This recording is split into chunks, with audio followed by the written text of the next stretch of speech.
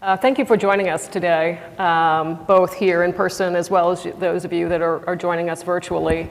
I'm really excited to lead this next panel. It's on a topic that often when I'm talking to folks in the industry, they want to know what macroeconomically is out there that could be impacting them, right? We spend so much time looking at specific structured finance items. We often forget to kind of look at the broader picture. And so today I have a group of panelists here with me that are experts across both the US economy as well as globally. We're going to spend some time talking about the labor market, both here in the US and abroad. We're also going to spend time talking about the supply chain. And if you guys saw the news today, Amazon's actually starting Black Friday sales now. So almost 2 months early. And they've said one of the major reasons is really because of the supply chain disruption. We're going to also hit infrastructure as well as US-China relations. So as you can imagine, in 50 minutes, we're going to really speed through some items, but we're going to try to give you a sense of the three panelists here, of their viewpoints, of what kind of keeps them up at night, and maybe what you guys should be looking at as well. So let me introduce the panelists here, and I will say I've got a trifecta, never at the racetrack, but here today I do have it with the panelists. It's going to make my job as a moderator a lot easier. So to start here, right on my left, this is Dr. Jonathan Ward. He's the founder of Atlas Organization. It's a consultancy firm that advises on China, India, and their strategic initiatives.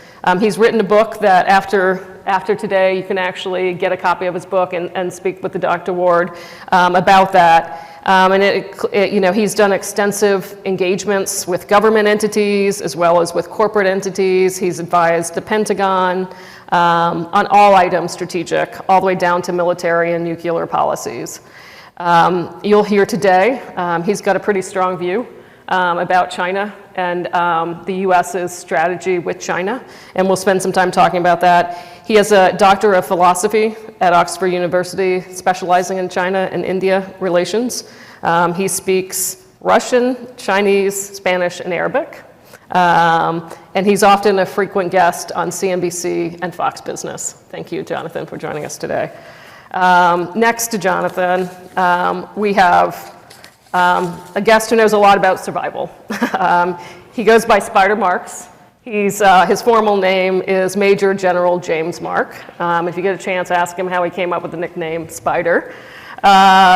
He is an Army Ranger whose military career spanned over 30 years with a lot of different command positions, from infantry platoon to commanding general. He spent a lot of his time on intelligence, and we're going to spend some time talking about that today. He's been in an array of different domestic as well, as you can imagine, international conflicts, from Operation Iraqi Freedom to Kosovo, Bosnia, Haiti, Korea. He's also was the lead intelligence on the LA riots here in the US. Since leaving and retiring the military, he hasn't slowed down one bit. He's led a number of different businesses in education, energy, IT, research, and he actually founded and led the largest linguist company in Iraq. You'll often see him on CNN, and he's also a faculty at Georgetown University. And I'd be remiss to not mention, just because I'm an Army brat, he's a third-generation West Pointer.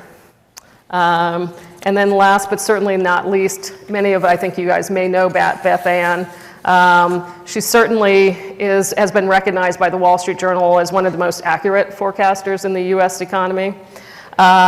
She's the chief economist at S&P Global.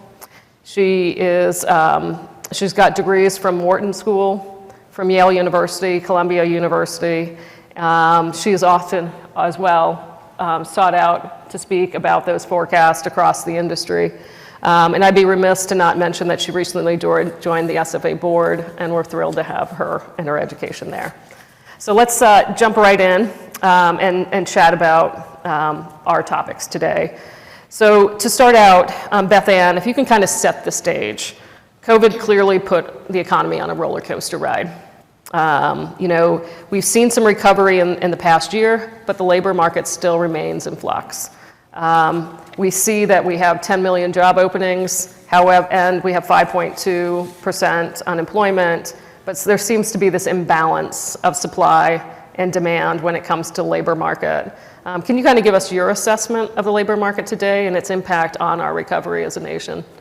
Sure. So as you, I guess I can do a little bit on, the U.S. economy is doing actually rather well right now. I know business folks out there might not feel it right now because the bottlenecks are so extreme.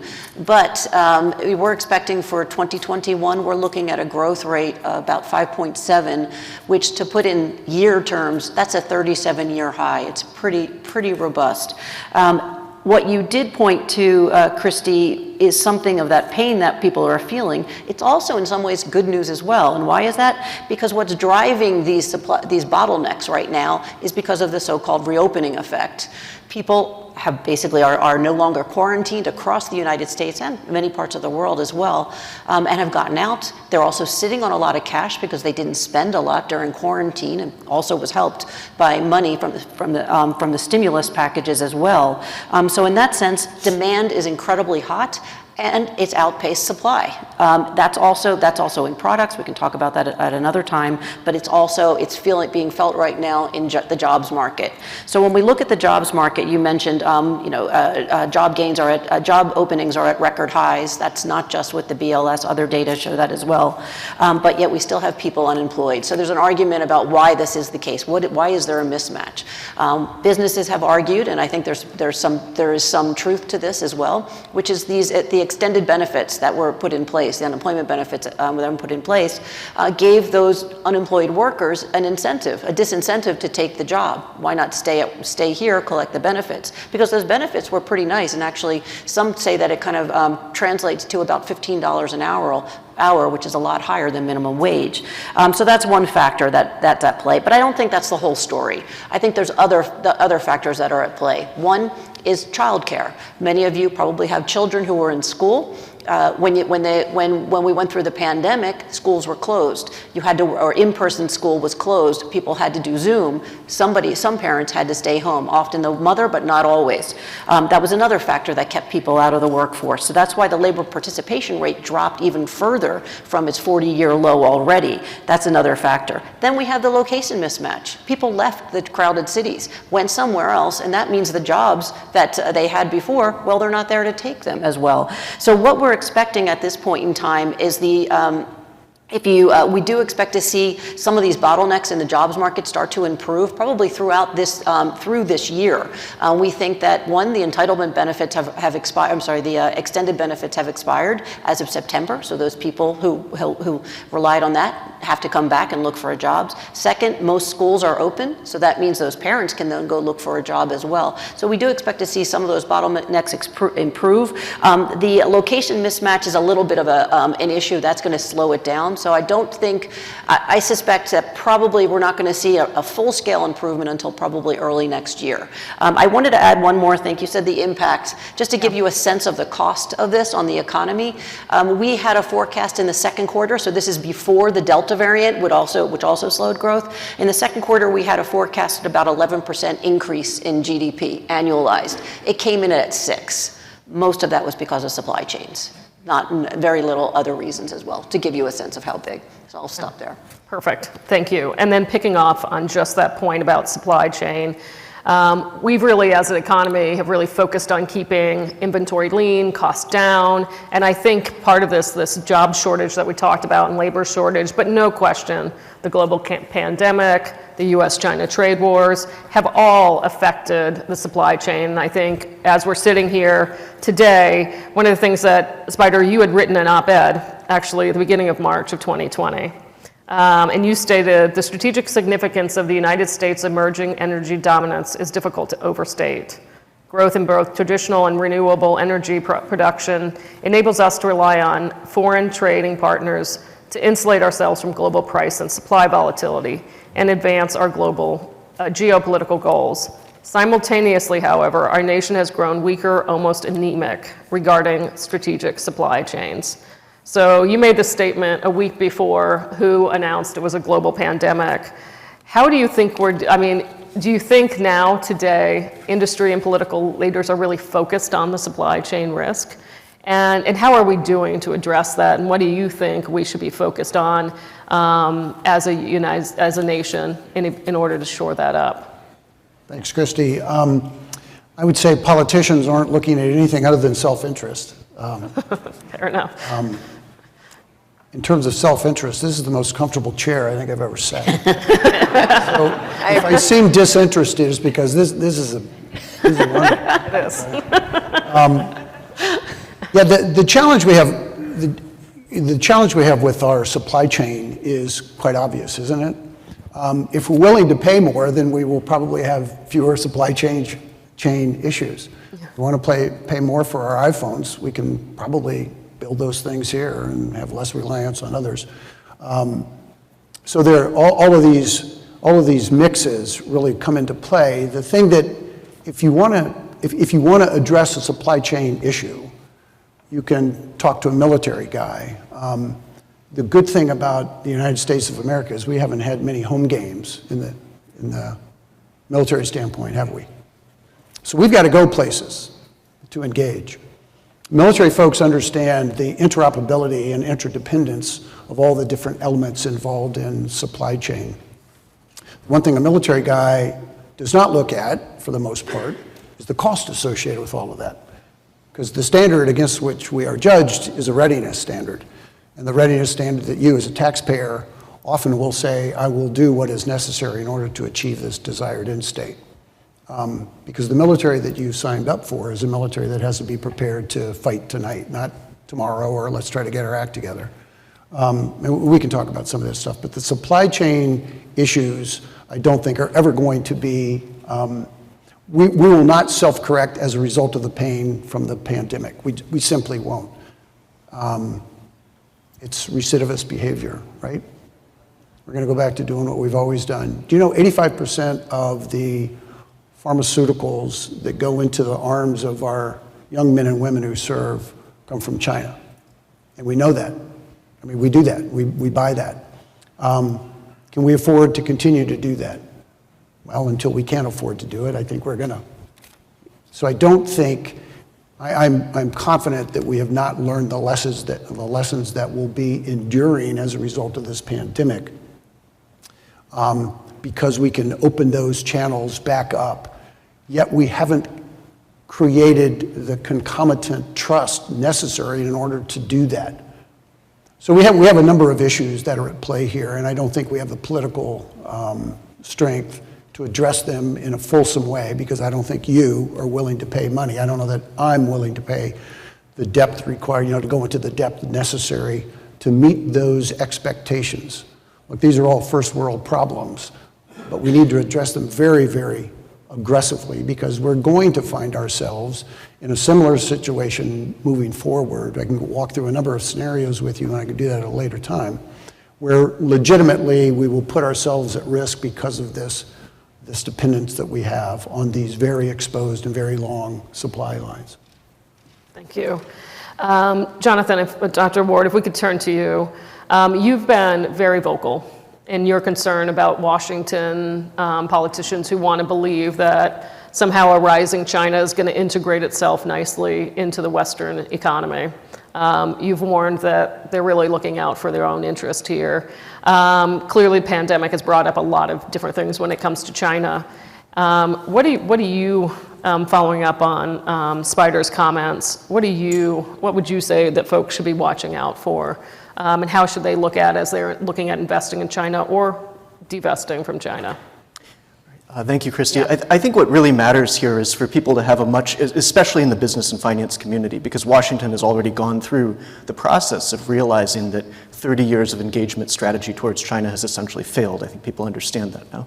And anyone reading a newspaper can see the changes in the US-China relationship, the nature of the military contest, the trade war. I mean, there's a very important speech today by Ambassador Catherine Tai, the new USTR, that essentially shows a lot of continuity with Lighthizer*'s strategy.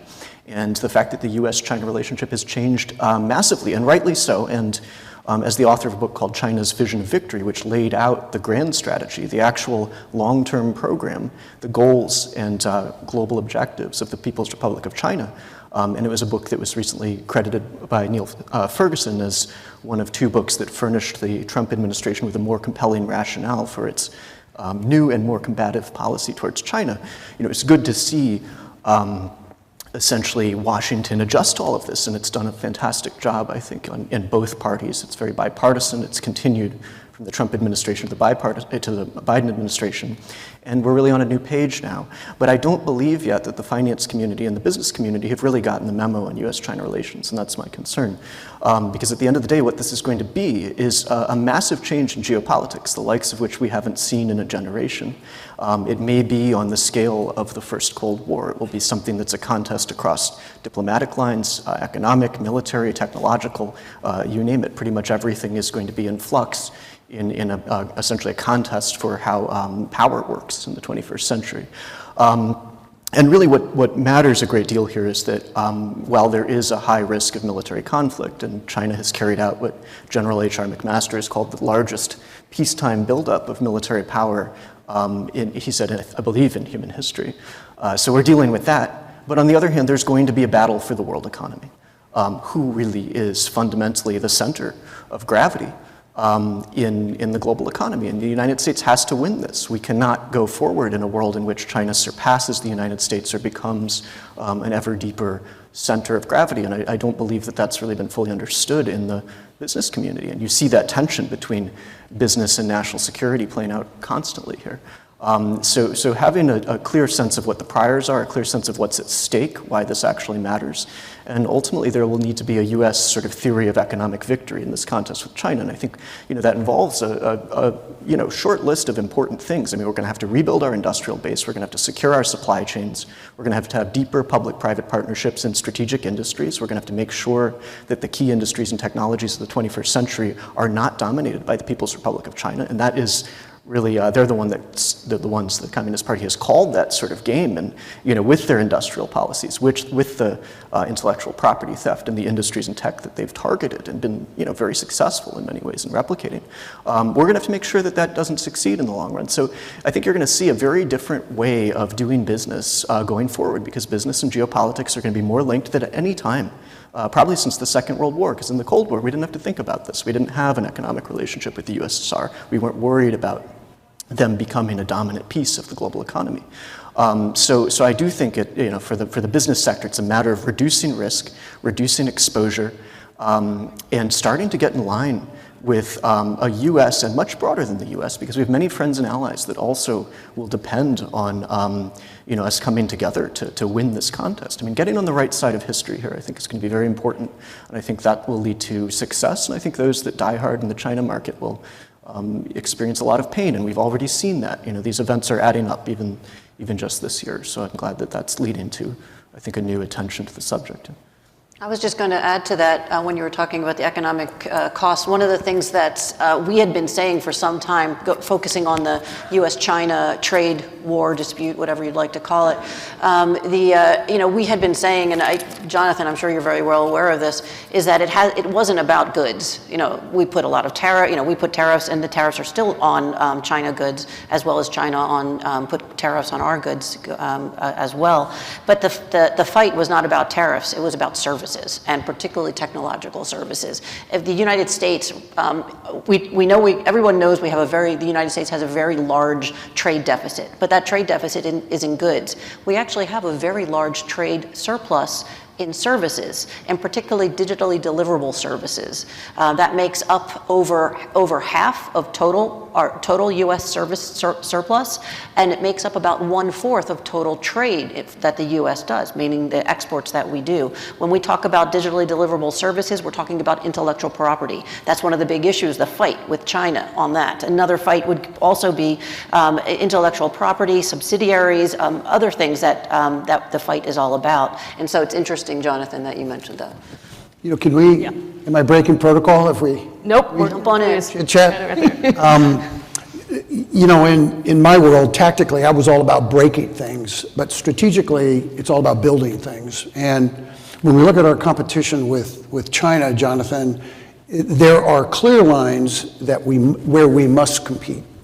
But we have to find ways in which we can cooperate, primarily because China has an arc of history in that they're not going to give up, they're not going to stop, and we have to be able to find ways in which our national security imperatives remain front and center of our discussions, and those become non-negotiable. But where can we figure out where we can cooperate, or at least have some blending of our interests and their interests, and make it crystal clear that we might be able to try to build up a little bit of trust going forward. Although clearly understanding that the Chinese, for the most part, would be irreconcilable of having two suns in the sky. You know, they only want to have one sun in the sky. So how do we approach that? We have election cycles. They don't. You know, we take a short view. We take a very strategic a very tactical, into the nose type of view. How do we? I struggle with how do we find ways in which we can cooperate necessarily. And I've been involved in those military exercises where we've been able to work with Chinese, which is all about trust building. How do we extend that? Yeah. And Spider, if I can ask you just to kind of follow on, how do you think the Biden administration is doing at exactly that, building the trust, but at the same time, the warnings that you've even had, and you just mentioned just now, that the fear that China you have a lot of respect for how hard they work, and they'll make any sacrifices possible, but they also will do it at any cost to everybody else. So how do you think the Biden administration is doing so far, and where do you think they should go next? Frankly, I see some great similarities between the Trump administration and the Biden administration. I think during that period of transition, they both the new administration embraced some of the initiatives that the Trump team had put in place, which is being much more hardline about it. But I think it's like anything look, I might be political, but I've never been partisan because I wore a uniform all my life. But when you observe this stuff, you realize there are a whole bunch of competitors that are out there. And so the Chinese are tripping up a little bit, aren't they, right now? And so Xi Jinping is very, very concerned. Cryptocurrency is not allowed. Evergrande's got some challenges, et cetera, et cetera. I mean, they've got a number of economic challenges right now because they overstretched. And so I think there will be some retrenchment in that perspective from that side. So what happens with the Biden administration? They now can chalk up some victories, having done nothing. Right. So I don't know that there will be a conscious effort on their part to be excessively confrontational, and I don't think that they're going to bend over backwards for the Chinese either. So where can we, and a lot of those discussions center around Taiwan. How much are we now talking, again, Jonathan, from your experience, how much are we now talking about Hong Kong? We're not, right? It's on the 6th page of the Wall Street Journal.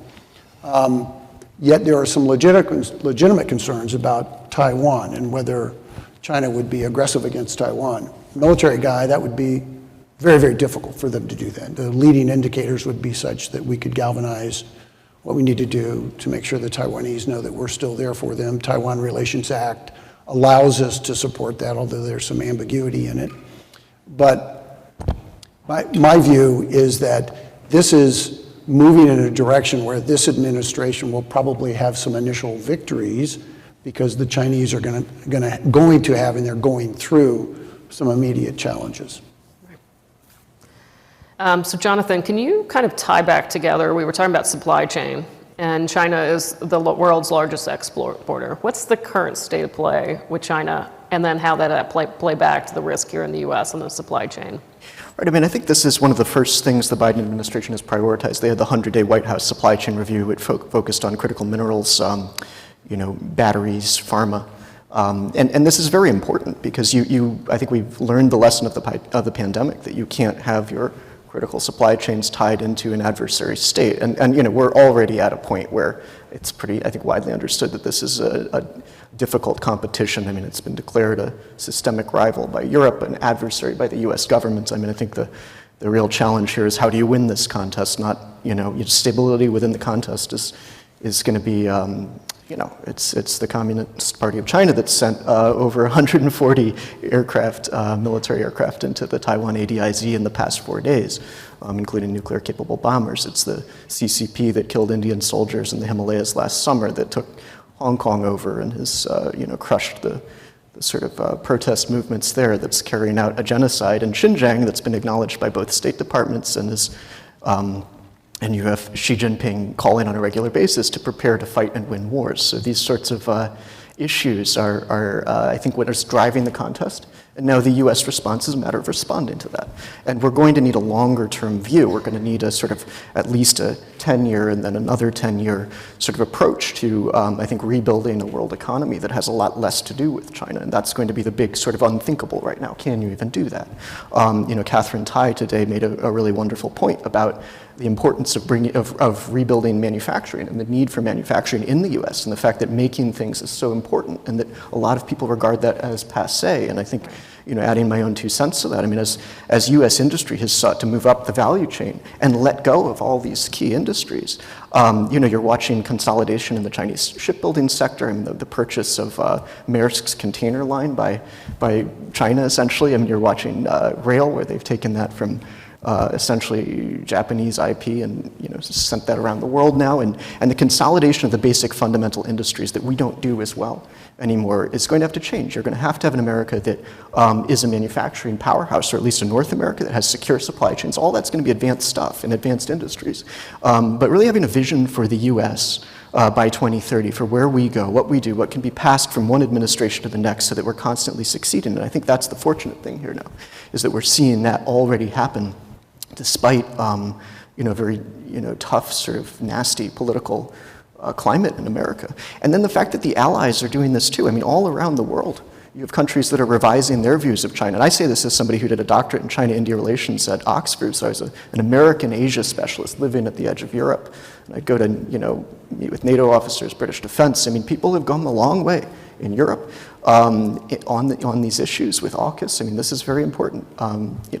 When I was in Oxford 5 years ago, it was the golden decade with China. And then, of course, in the region, Japan and India are getting closer together. I mean, India and Australia, India, Japan.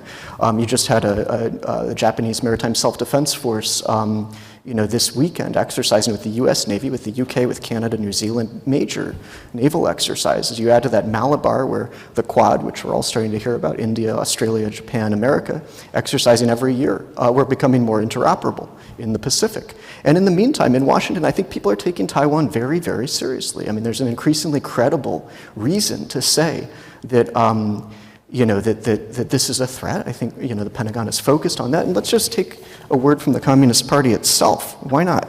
No one can deny that China's rise has been peaceful, and China has reason to maintain and even extend the period of strategic opportunity well beyond 2020, as it aims to realize the great rejuvenation of the Chinese nation by 2049. If China can rise smoothly to the top of the world without firing a single bullet, it will certainly be able to claim the moral high ground. This may sound harsh, but the truth is that peace is not a godsend. It often has to be earned, sometimes at the cost of war. So you have a party that is officially speaking about using its military against its neighbors in the region. I mean, this is the problem we have, and you have to maintain deterrence, not just in the military space, but in a broader strategy that involves coming from a position of economic strength. And I think that's the key thing, is you have to win the economic contest, maintain deterrence, and unite the allied world diplomatically in order to deal with a problem of this size. And if you don't do that, then events will drive reality. And that's where one doesn't want to be, but often we learn the hard way. That's how life goes. 100% of the antimony that goes into every munition that we build comes from China. 100%. Yeah. And yet we have resources here, and certainly Canada has resources. To Jonathan's point, we need to address that, and we tend to yawn at it. We don't have a Bureau of Mines where we can go kind of figure that out. Yeah. We fumble around. If I may add something to that, I mean, that's why, President Biden is, I think, particularly interesting on this, because he consistently refers to the Second World War and the time where we were the arsenal of democracy, and we were able to have this sort of coming together of industry and government to handle our biggest strategic challenges. So I don't think you've really seen that kind of strategic relationship between government and industry in so long. And Operation Warp Speed, I think, was a very important sort of early indicator of how government and large Fortune 500s can work together on strategic challenges. And I think we're going to have to see a lot more of that in order to meet some of these challenges. Yeah.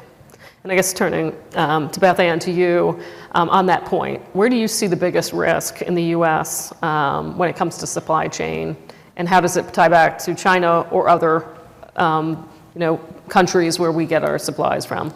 Well, I was taking in a lot of what Spider and Jonathan said, and some of the things that when we talk. Okay, so the supply chain, global supply chain, had been sort of considered a revolution in a way. I mean, we've kind of the globalized of the world, globalization of markets in the world, where we've seen globalization of product, where you can buy anything from anywhere across the world. Well, now you can also do that with services. So it's a pretty astounding what with the makeup now. But as what had been talked about here, particularly with the U.S. and China trade war, what we ended up seeing is basically a kind of a divorce almost. Well, it didn't quite get there yet, but it could certainly go that way, or decoupling of the two biggest economies in the world and what that does to supply chains. What we did see, we already know that the cost from tariffs that are in place, we at S&P Global say that the tariffs that are in place, that shaves off about 30 basis points of growth for every year that it's in place. They're in place, and it looks like they're staying for some time. Biden administration, as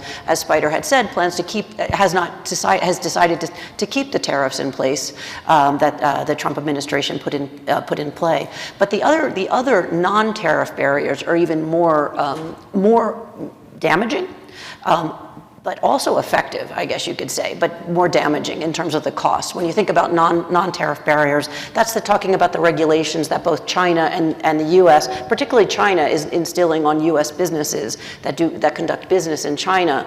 That is a very large cost on businesses. We're talking, I think the Fed did an analysis where it was kind of summing up these non-tariff barriers, or these, it took off, I'd say, about a 1%, close to 1% for each year that these are in place. So that's a significant cost. In terms of, then it goes into the other supply chain factor, which is COVID-19, what that did to the supply chains, the damage that it's done. And many of you already feel this in terms of when you go to the supermarket, you can't find the product that you want, and if you do find it, it's going to be a lot more expensive. Think about what happened with cars. Now you can sell your used car, for more than you paid for it when it was new. That is all driven by supply chain dysfunctions that are happening.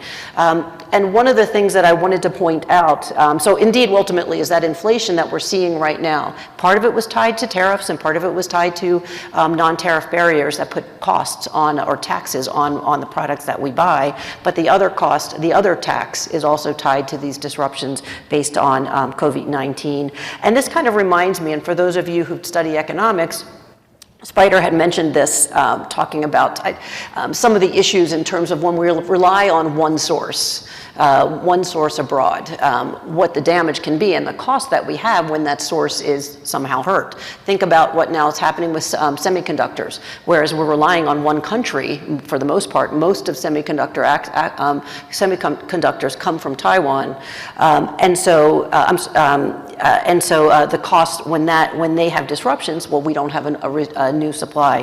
That just reminds me of the whole story of comparative advantage. We've all learned that. We do what we do best. You do what you do best. We trade, but of course it has its problems, and we're seeing that now. So yeah, absolutely.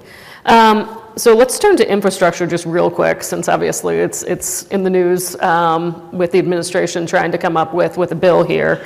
Can you kind of lay out, Beth Ann, where, if the bill in its current state that was passed in the Senate does get through, how do you think that's going to impact the U.S. economy for the better?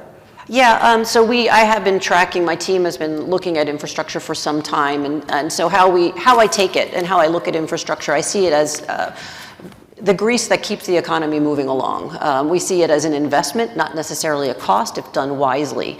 If you look at the CBO, the Congressional Budget Office, some of their analysis in terms of what would be the so-called multiplier of an investment in infrastructure by the U.S. government, multiplier meaning that for every dollar the U.S. government spends, how much does it multiply in terms of economic activity? So for every dollar the U.S. Government spends, what we found in our most recent analysis loosely based on the bipartisan infrastructure proposal of about $1 trillion, we found that the United States would get back in economic activity about $1.4 trillion. So that's a 1.4 multiplier effect. That's about in line, a little on the low side of the CBO's range, where they had, I guess, 1 or 1.2 to over, I believe, over 2.1 in some areas. The reason why it's on the low side, well, commodities are more expensive. That's one factor. And of course, jobs, we know that the unemployment rate, we have the unemployment rate at, I guess, 5.2. When you factor in all those people who left the workforce, all those people who, as I mentioned, it's not just the people who are unemployed getting benefits, it's a lot of people who had to drop out of the workforce. When you adjust it for those people who left for the workforce since the pandemic, it goes up to actually over 7%. So it's still, there still is, but it still is a bit of a cost. But I guess the point is that when you think about infrastructure, we see it as a positive. Now, there's argument now is how big it's going to be. We don't know. And of course, the other factor is how do you pay for it? I'm factoring, when I talk about 1.4 trillion, that's assuming a, debt neutral adjustment. But what happens if it's spent, if it's not? If it becomes something that is debt financed, it becomes a bit more costly. Not extreme, but a bit more costly, largely because of the so-called crowding out effect, meaning that interest rates go up and that hurts businesses and people going forward. Perfect. So if we have a little bit of time left, I want to first, though, Spider, go to you a little bit and talk more broadly. Obviously, the withdrawal from Afghanistan, I think the way it was done has had a lot of criticism. And you actually made the statement that we saw no outcome for Afghanistan in the near future other than civil war, with the Taliban surging to take control of vital chunks of the country, but leaving enough of a vacuum to create, once again, a breeding ground for terrorism by Islamic fundamentalists.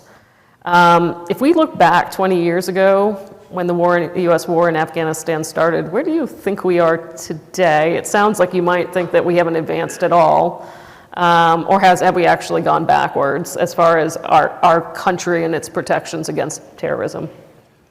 I have a major concern that, first of all, let me state, on a very personal level, we didn't necessarily squander our 20-year experience in Afghanistan and at war in the broader Southwest Asia. You folks should feel, first of all, thank you for your sons, daughters, buddies, et cetera, who are encouraging their kids to go raise a right hand and join the service. It wouldn't happen without you. I mean, that's where our kids come from, right? They come from your neighborhoods. So thank you for that. It's still quite eye-watering when you see the talent that we get into the military every day. It's just phenomenal. Our military has never been, I think as I mentioned, has never been more tactically competent ever in its history than it is today. But we've never been strategically more lost. Those are some of the points that Jonathan's making. That's a problem. What we learned in Afghanistan was quite significant. I'm not certain that we needed to spend 20 years learning that lesson. It's very unfortunate. We can't turn the clock back and look at what could have happened. I can talk about that separately. The challenge that I have with Afghanistan is that we can't allow Afghanistan to return to what it was before 9/11. And the Taliban was in charge back then from 96 to 01, and then we pushed them out. When we did our what you saw at the end of August was known as a non-combatant evacuation, a NEO. It's a legitimate military mission. It's something that I practiced in my experience in the military a ton and exercised a bunch. In fact, when I lived on the peninsula, on one of my assignments, I was able to bring my family with me, which was wonderful. My wife and daughters conducted a NEO, ended up in Tokyo for 3 days. They spent a lot of damn money. I don't know what the hell the benefit of the NEO is. But we were able to work the process of that. Our 20 years in Afghanistan taught us some incredible lessons. Again, we could have learned those at other times, but we can't allow Afghanistan to become what we call ungoverned space. And it was ungoverned space for the longest time. The only reason we give a shit about Afghanistan, I'll get a little bit emotional here for you, is because they attacked us on 9/11, right? Well, God damn it, that's unsat. We're not going to let that happen. Are we prepared to make sure that that doesn't happen again because we have a bunch of ungoverned space it's a magnet for jihadis, it's a magnet for terrorist organizations. It's free training ground. It's wonderful. You can come plop down, you can do all the necessary skill sets you want to work on, and nobody's going to bug you. we better bug them. We better have a counterterrorism operation that is robust enough to make sure that we can do some really precise targeting. There are challenges associated with that. And again, as an intel guy, I can walk you through what some of those challenges look like. I am concerned. It remains an existential threat. Terrorism and the terrorist threat against the United States is existential.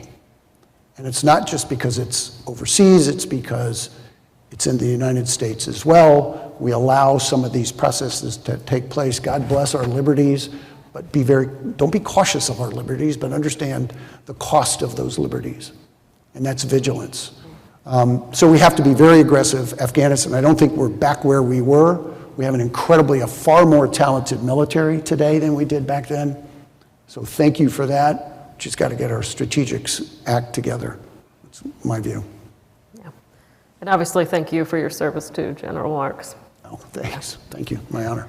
All right, we have just a few minutes, so if I could ask each of you with 30 seconds, what keeps you up at night? It could be one of the topics we talked about, or it could be something outside of that. And then we'll open it up to questions, both to the audience here as well as those of you online. Do you want me to start? The debt ceiling crisis. That's still happening. You can say the debt ceiling crisis, so it's a near-term risk, but it's something if the government can't get its act together, the U.S. Government would default on all its debt. The impact would have, we've said it would be far much greater in consequence than what happened with the Lehman crisis of 2008. Yeah. I sleep pretty soundly every night. I've had my rucksack loaded with a bunch of shit my entire life, so I bag out pretty quickly. But what bugs me on a serious level is I think we've lost the art of strategy. I'm looking for statesmen and state women who are willing to be selfless and to stand up and really make hard decisions that are going to cost them. They're going to be really painful, but they're willing to do it. It's called doing the right thing. And there is a tremendous absence of that in what I see in our governance and leadership now. I hate to be a downer here, because I'm normally not, but I feel like I take it as a challenge Yeah. and an opportunity, as opposed to a downer. put a smile on our face and go punch a couple people in the throat. You picked it up again. All right. All right, Jonathan, you follow that one. Sorry, man. For me, I'd love to see America's CEOs and finance leaders have a crystal clear understanding of the US-China contest, of what's at stake, and the need for them to be on the US side, ultimately. I mean, we need to have our business and finance leaders participating in this and helping us find a path forward to win an economic contest. We've never had to do this before, and I really don't think it can be done by government alone. I think it has to be done by CEOs and business leaders. So that's what I want to see, for them to go through the same awakening national security went through in the last 5 or 10 years. Because without them, we lose. That's all there is to it. With them, we win. But we need to be on the right page. Perfect. All right, so we'll open it up to any questions you have here in the audience. We have an online question. Long supply chains are an issue. However, shared economic interest has been a stabilizing force and a powerful incentive to avoid all-out wars. Should the question be more about making these long supply chains work and not about moving them domestically? Anyone want to take that? You want to go first? Sure, okay, yeah. One, I think we have to look at what globalization really is about. I say this as somebody that speaks a variety of languages and spent a lot of time overseas. And it's, to have a globalization, a global economy that's built on an adversarial relationship between two economic superpowers does not create stability. So to secure supply chains, what you really need is an allied supply chain where the US, USMCA is a really potentially very important footprint here, with Europe, with, parts of Asia, India, Southeast Asia. I mean, you can do a lot with supply chains today that ultimately reduces our dependency on a strategic adversary, and you have to do this. So making a geopolitically realistic supply chain, I think, is what one needs to break ground on very rapidly. And I do see, I work with, Fortune 500s now, and I do see people adjusting to their to the sort of some of these realities, adjusting supply chains, but I think we need to go further and have a much broader geopolitical concept here that creates competitive advantage out of nations that are essentially safe, secure, and allied, not adversaries. I would add, so how I take it is that I agree with that question, that there is a point where you're some of the again, back to comparative advantage, some of the we're not going to take everything, we're not going to onshore everything. That just wouldn't make any sense. It's not efficient economically for anyone, for any country. So I suspect that the United States is largely service generating economic activity. I think that will still hold. But to Jonathan's point, I think the focus is what's strategic, where the vulnerabilities are.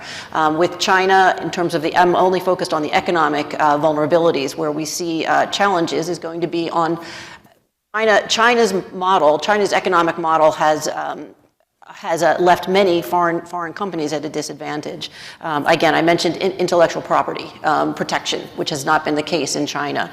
A level playing field, so that foreign companies would have the same access as domestic companies in China.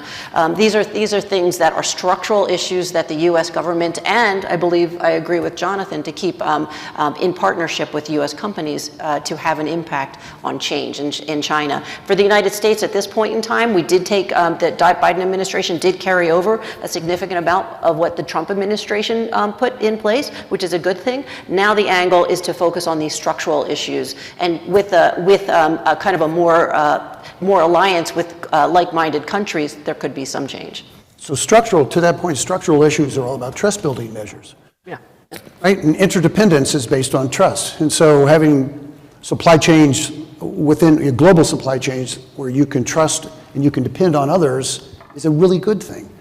So what do you put on the table where you can have some room for negotiation, and what can't you then move off? So structurally, you're absolutely correct. We have to do that so that we can increase the trust, which allows us. I mean, the military that you guys pay for is all about interdependence. You got Marines on the ground, you got Army guys on the ground, you got Air Force guys flying. I mean, that just doesn't happen. It happens because there's interdependence and there's trust that's been built up over time. Yeah. Do we have any other questions? Well, thank you, everybody, for joining us today, and thank you very much for our panelists. Really appreciate it.